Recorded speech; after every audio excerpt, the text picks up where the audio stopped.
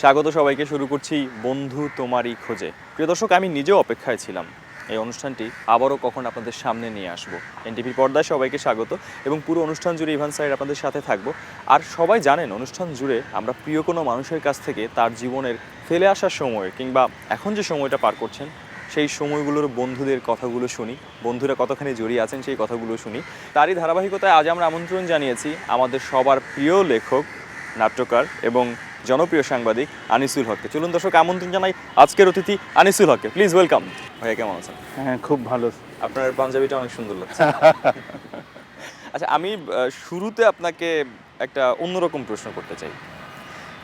বন্ধুত্ব, এই শব্দটির অনেকের কাছে অনেক ধরনের মানে আছে। আমাদের প্রিয় আনিসুল হকের কাছে বন্ধুত্ব মানে কি? বন্ধুত্বটা পৃথিবীর সবচাইতে মূল্যবান সম্পর্ক, কারণ এটার পেছনে কোনো স্বার্থ নাই। আমরা বৈবাহিক সম্পর্কের দ্বারা সম্পর্ক স্থাপন করতে পারি, আমরা রক্তের সম্পর্ক, জন্মসূত্রে কিছু সম্পর্ক পাই, আত্মীয়তা, এর প্রত্যেকটার মধ্যে একটা স্বার্থ আছে। প্রেমিক প্রেমিকা এদের মধ্যে প্রকৃতির একটা ইন্ধন আছে, কিন্তু বন্ধুত্বের মধ্যে কোনো স্বার্থ নাই, কোনো ইন্ধন নাই। ব্যাখ্যাতে একটা মধুর, একটা অনির্বচনীয় সম্পর্ক। বন্ধুত্বের সাথে কি বসন্তের কোনো মিল রয়েছে? এক অর্থে আছে, কারণ বসন্ত সব কিছুকে রঙিন করে তোলে, শীতের সত্যকে তাড়িয়ে দিয়ে উষ্ণতাকে আহ্বান করে। বন্ধুত্বের মধ্যেও তো আমরা উষ্ণতা পাই, রং পাই, জীবন পাই, আনন্দ পাই। আমরা আপনার এই যে বর্ণাঢ্য জীবন, রঙিন জীবন, সেই জীবনের একদম শুরুর দিকটায় যেতে চাই এবং রংপুরেই একটা বড় সময় কেটেছে আপনার। বলে যে ওই সময়ের যে বন্ধুত্বগুলো হয় সেই বন্ধুত্বগুলো একেবারে অন্যরকম, একসময় হয়তো স্মৃতি থেকে হারিয়ে যেতে থাকে, তারপরও যখন মনে পড়ে তখন একটা নস্টালজিয়া কাজ করে, একটা অন্যরকম অনুভব কাজ করে। মনে পড়ে সেই সময়ের কথা, একেবারে হয়তো স্কুলে যাওয়ার আগের বন্ধু। আমি রংপুর পিটিএ থাকতাম, ওইখানে কাদের স্যার নামে একজন স্যার ছিলেন। কাদের স্যার বিয়ে করেন না, কিন্তু তার একটা ভ্রাতুষ্পুত্র ভাইয়ের ছেলেকে তিনি রাখতেন, তার নাম ছিল বাবু। তো ওই বাবুর কথা খুব মনে পড়ে। এটা কিন্তু স্কুলে যাওয়ারও আগে। তারপর তো স্কুল শুরু হয়ে গেল। স্কুলে আমার খুব, প্রাইমারি স্কুলে ভালো বন্ধু ছিল। মুক্তা নামে একটা ছেলে ছিল, দিন নামে একজন ছিল। এটা রংপুরের পিটিএ প্রাইমারি স্কুল। আর পাড়ার সবাই ছিল বন্ধু, কারণ ফুটবল খেলতাম। পরে তো রংপুর জেলা স্কুলের গল্পগুলো আমরা শুনবো, সেখানে বন্ধু কারা ছিল, তবে আমরা একটু হাঁটতে হাঁটতে সেই কথাগুলো বলি। রংপুর জেলা স্কুলে আমার সবচেয়ে বেশি বন্ধু হলো ক্লাস 6-এ স্বপন। ও নিহারেন্দু আচার্য, ও নাটক করতো মঞ্চে। ওর সঙ্গে আমার যে এমন বন্ধুত্ব হলো, ও আমার বাসায় আসতো, আমি ওর বাসায় যেতাম, ওর একসাথে বসে পড়েছি। ও আমাকে ওস্তাদ ডাকতো। এটা কেন ডাকতো আমি জানি না। তো আমি এখন ভাবি যে ওস্তাদি ভাবটা আমার ছোটোবেলা থেকেই ছিল। ওকে আমি ডাকতাম সাগরেদ বলে। তো আমার যেটা জীবনের একটা দুঃখ, সেটা হচ্ছে স্বপন পরে ও ইঞ্জিনিয়ার হলো এবং বাংলাদেশ থেকে চলে গিয়েছে। আমার ধারণা ওর ভারতে গেছে, তারপরে আমেরিকা বা কোথাও গেছে কিনা সেটা আমার জানা হয়নি। ওকে নিয়ে আমার কবিতা আছে, স্বপনের কথা মনে পড়ে খুব, স্বপনের কথা, কিন্তু স্বপনকে আমি আর খুঁজে পেলাম না। আচ্ছা, এরকম আর কোনো ঘটনা কি স্কুলের সময় মনে পড়ে, যে যেটা মনে পড়লে এখনো আপনার ভেতর থেকে একটা অন্যরকম অনুভূতি কাজ করে বা ভালো লাগা কাজ করে, মুহূর্তের জন্য ছোটবেলায় ফিরে যেতে ইচ্ছে করে? সেটা হচ্ছে শিক্ষকদের যোগ্যতা এবং ভালোবাসা। আমাদের আব্দুল আলিম নামে একজন শিক্ষক ছিলেন। তিনি এত সুন্দর বাংলা জানতেন, ইংরেজিও জানতেন। আমাকে যেমন স্টেডিয়াম বানানটা, এটা যে দন্তস্ব হবে, মূর্ধন্য স হবে না, এটা উনি বলতেন, দেখো এটা কলকাতা বিশ্ববিদ্যালয়ে কনভেনশন করে, সম্মেলন করে সিদ্ধান্ত হয়েছে ইংরেজি এর বাংলা দন্তস্ব হবে। মানে ব্যাকরণের ওই পর্যায়ে উনি জানতেন। তো একদিন ওরকম আমি একটা বিতর্ক করে ফার্স্ট হয়ে এসছি। এসে স্যারকে বলছি, স্যার আমি তো এই পুরস্কার পেয়েছি। স্যার একদম আমাকে, আবুল হোসেন স্যার, কোলে তুলে নিলেন। আর একবার আমি বৃত্তি পরীক্ষায় ফার্স্ট হলাম ক্লাস 8-এ। স্যার আমাকে শুক্রবার দিন সাইকেল পাঠিয়ে দিয়েছেন, একদম সাইকেলে করে, আমি তো পিটিএ এর মাঠে যথারীতি খেলছি, ধরে নিয়ে চলে গেছেন। কী হবে, এক্ষুনি যেতে হবে, যেতেই হবে। গেলাম, স্যার আমাকে জড়িয়ে ধরে বললেন যে তুমি ফার্স্ট হয়েছো, এই জন্য তোমাকে প্রেসিডেন্ট ডেকে পাঠিয়েছেন, তোমাকে বঙ্গভবনে যেতে হবে।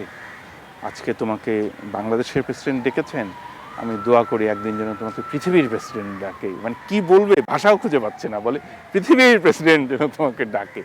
তো স্যারদের খুব ভালোবাসা পেয়েছিলাম। সেই যে প্রেসিডেন্টের সাথে দেখা করতে পারা ছেলেটি পরবর্তীকালে মাধ্যমিকেও আপনি স্ট্যান্ড করেছিলেন, তৃতীয় স্থান মেধা তালিকায় অর্জন করেছিলেন। তারপর তো কারমাইকেল কলেজ, জি। সেই কলেজের গল্প শুনবো, তবে আমরা সামনে কোথাও একটু বসি, বসে সেই গল্প। আচ্ছা, আমি একটু সেই সময়টার কথা শুনছিলাম, আমরা আপনার স্কুলের সময় বলছিলাম যে কলেজের কথাও শুনবো, রংপুর কারমাইকেল কলেজ। আমি সবসময় বলি যারাই অতিথি হিসেবে আসেন, কলেজের সময়টা হট করে বড় হয়ে যাওয়া, একটা স্বাধীনতা পাওয়া, নিজেকে মুহূর্তের জন্য বড় ভাবা, আবার কোথাও জানি না আমি হয়তো বড় হয়ে উঠিনি, একটা টানাপোড়েনের মাঝখান দিয়ে যাও। আরেকটা বিষয় ওই সময় কিন্তু হয় যে এই যে পড়াশোনার একটা চাপ থাকে, পড়াশোনার চাপের পাশাপাশি হয় না ওই সময়টা ভালো লাগার ব্যাপার। ওইটা হলো ইন্টারমিডিয়েট পরীক্ষার পরে, তখন আমাকে কবিতায় পেয়ে বসলো। এর আগে আমি কিন্তু রংপুরে আমরা কচিকাচার মেলা করতাম, আমি দেয়াল পত্রিকা করে ঢাকায় এসেছি, আমার দেয়াল পত্রিকা 3বার ফার্স্ট হয়েছে শিশু একাডেমিতে। আমি নাটক লিখি, ওখানে মঞ্চে নাটক হয়, বাচ্চারা নাটক করে, ছড়া লিখি, বাচ্চাদের জন্য লিখি। কিন্তু আমি একদিন বিস্ময়ের সঙ্গে লক্ষ্য করলাম যে গদ্য কবিতা বলতে একটা জিনিস আছে, যেটা রবীন্দ্রনাথ লিখেছেন, ছন্দ ছাড়া কীভাবে কবিতা হয়। তখন আমি সুকান্ত ভট্টাচার্য পড়লাম, এরপরে আমি নির্মলেন্দু গুণ পড়লাম, সুনীল গাঙ্গুলি পড়লাম, পড়ে দেখি গদ্যেও কবিতা লেখা যায় এবং এগুলিকে কেন কবিতা বলে, এগুলি কেন গল্প নয়, এইটা জানার জন্য আমি কবিতা পড়তে শুরু করলাম এবং কবিতা লিখতে শুরু করলাম। তখনই আমার ভেতরে কাল্পনিক ভালোবাসা, রোমান্টিকতা, যে নারীকে হয়তো কোনোদিনও চোখে দেখিনি তাকে কল্পনা করে কবিতা লেখা, এইসব শুরু হলো। তাহলে আমরা একটু কলেজের পরবর্তী সময়ে আপনার বুয়েটের সময়ের কথা একটু শুনতে চাই। আমাদের সময়ে কিন্তু বুয়েটে পড়াটা এত খুব যে মহার্ঘ ব্যাপার ছিল তা না। আমি জানি আমি ঢাকায় যাচ্ছি কবি হব বলে, আমি বুয়েটের হোস্টেলে থাকবো, হলে থাকবো, কবিতা লিখবো, তাই আমি করেছি। আর আমার বুয়েটের বন্ধুরা এখনও, ওদের সঙ্গে আমার খুবই বন্ধুত্ব। আমার বন্ধু হেলাল একজন মারা গেছে, রাসেল, মাহমুদ আছে আমেরিকায়, আইব ভাই, ভাই বলি কিন্তু আসলে বন্ধু, উনি ঢাকায় আছেন।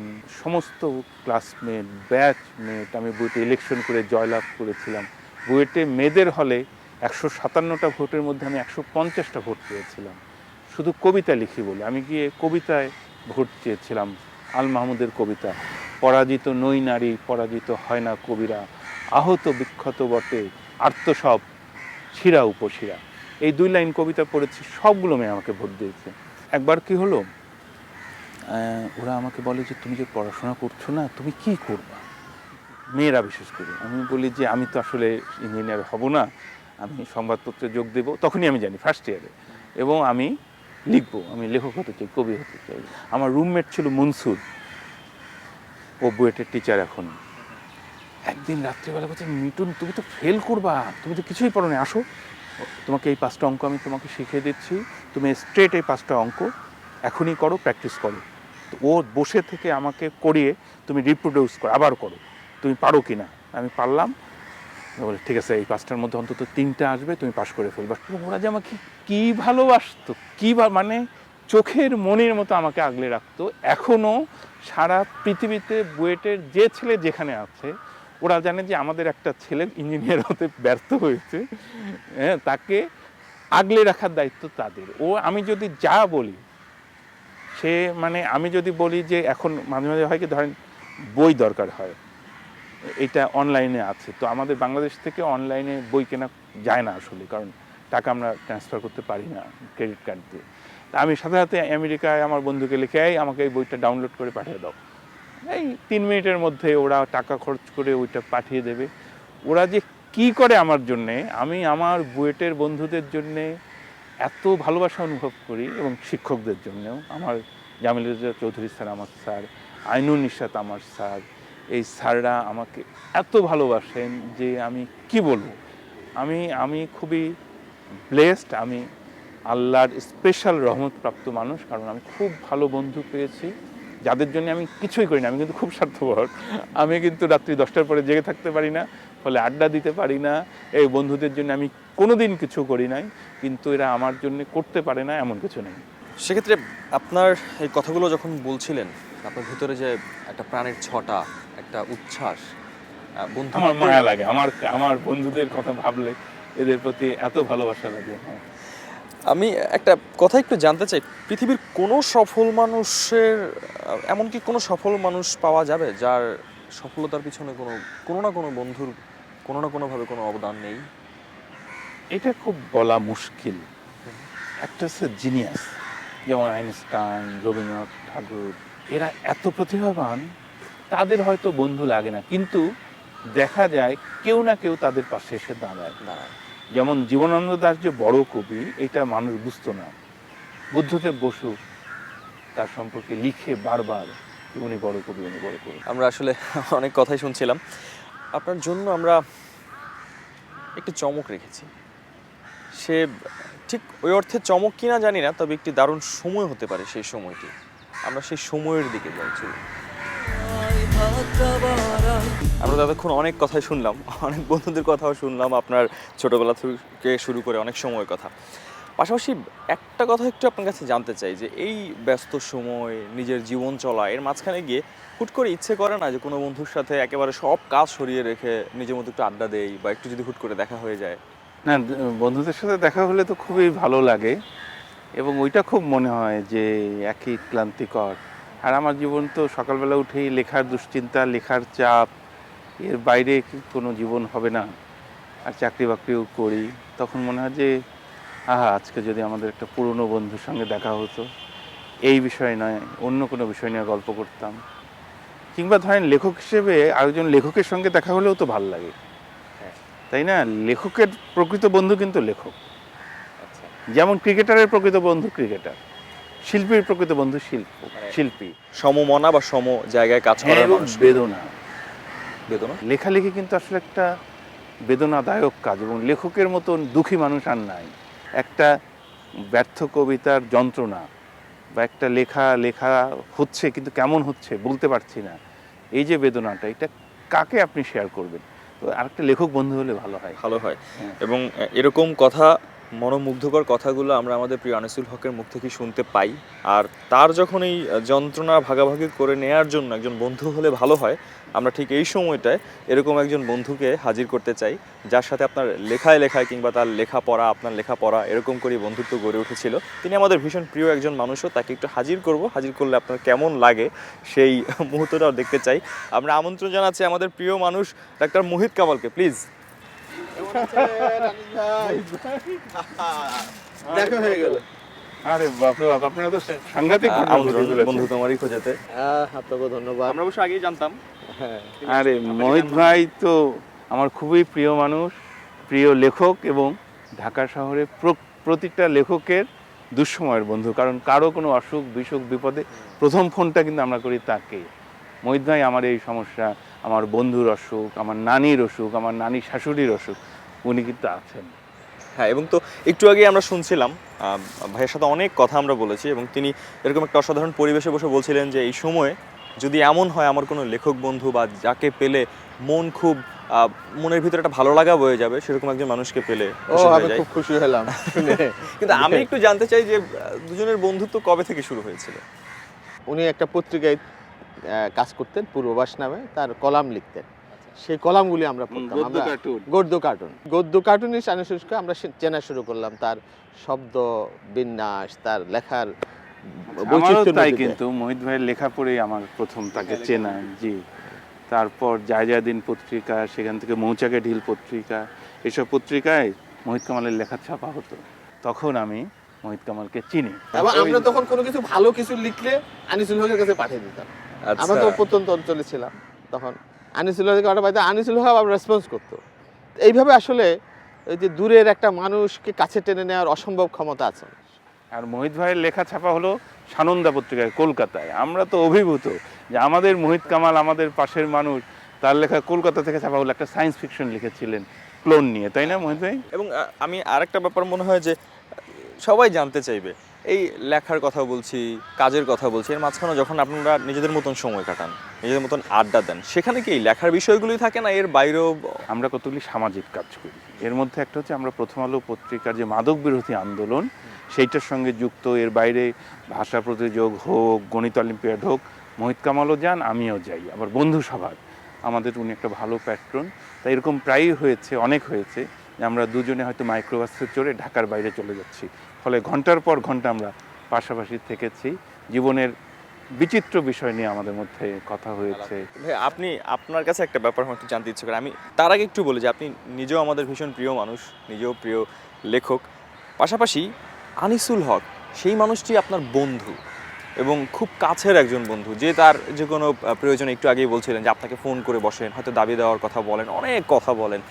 কেমন লাগে ভাবতে এই মানুষটা আমার আমার তো বন্ধু? খুব ভালো লাগে, খালি যে আমরা তার দাবি পূরণ করি তার না, তিনিও আমার দাবি পূরণ করেন। একটা কথা বলতেই হয়, আমার শাশুড়ি বেড়াতে গিয়েছিলেন অস্ট্রেলিয়াতে, তো আমার একমাত্র শ্যালক ওখানে থাকে, তার কাছে গিয়েছিলেন বেড়াতে গিয়ে, তো ওখানে ওনার স্ট্রোক হয় আর কি, ও দিশাহারা হয়ে গেছে কি করবে। তখন আমি মতি ভাইকে প্রথমে ফোন করলাম, মতি ভাই আপনাদের কি অস্ট্রেলিয়ায় কোনো প্রতিনিধি আছে? বলে কি তুমি দ্রুত আনিসুল হকের সাথে যোগাযোগ করো। তখন আনিসুল হক কি করলেন, ফেসবুকে একটা স্ট্যাটাস দিলেন। স্ট্যাটাস দেওয়ার কারণে অস্ট্রেলিয়ার যারা আনিসুল হকের ভক্ত সবাই আমার এই শাশুড়ির পাশে এসে দাঁড়ালো। উনি অবশ্য মারা গেছেন, কিন্তু এই যে সবাই একসাথে গেল, জানাজা পড়লো, ধোয়ালো, এই যে একটা সামাজিক কাজ হলো ওখানে, এটা বিস্ময়কর একটা ব্যাপার, এটা মনের মধ্যে গেঁথে আছে। একজন বন্ধু হিসেবে আপনি কি এমন কোনো তথ্য জানেন যেটা আমরা সচরাচর জানি না, বা এমন কোনো তার গুণ, হয়তো অনেক কিছু হতে পারে, এমন কোনো গুমট রহস্যকে আমাদেরকে ফাঁস করে দিবেন সমস্যা আজকে? হচ্ছে কি, ওনার খুব রস করার খুব প্রবণতা আছে।